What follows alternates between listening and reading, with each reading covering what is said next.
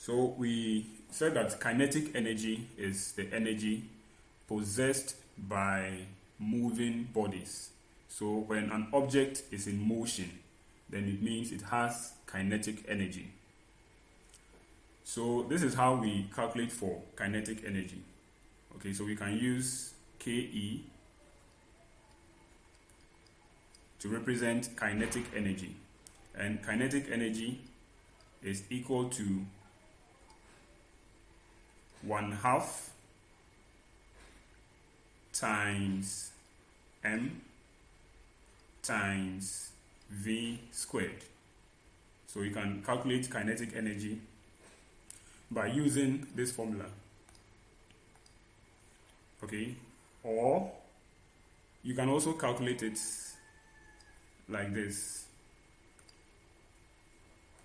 Kinetic energy, Ke, is equal to m times v squared all over 2. Okay, so either the first one or the second one. So they are the formulas for calculating kinetic energy. So either this or that. So the m stands for mass. Okay, the m stands for mass. And then we always calculate for the mass in kilograms. Okay, always make sure that the mass is in kilograms. So even if the unit is different, you make sure that it is in kilograms. And then the V stands for velocity, or it stands for velocity or speed. Okay, so every moving object has velocity or speed, and the unit is meters per second. Okay, so we can have it like this, or the meters per second can also be written like this: meters times second raised to the power -1. Okay, so the V stands for velocity or speed. When we talk about velocity, it means it is a vector quantity. That means there is a specific direction. The speed is in a specific direction. But speed does not actually talk about direction. But both of them have the same unit, which is meters per second. Okay, so whenever we are calculating for kinetic energy, we look out for the speed or velocity, and then we also look out for the mass, which is in kilograms. Now, assuming you are given the kinetic energy and the velocity, and you are asked to calculate for the mass, this is what you get. Okay, so our mass will be equal to 2 times the kinetic energy all over the V squared.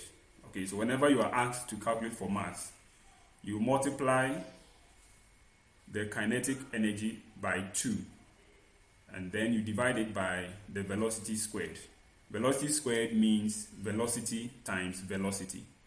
Okay, so you take note of that. So that is the formula for calculating for mass if you are given the kinetic energy and the velocity.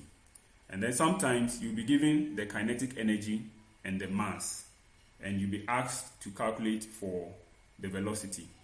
So in that case, we'll write it like this. Okay, since we haven't done sets or square roots, so we have velocity squared is equal to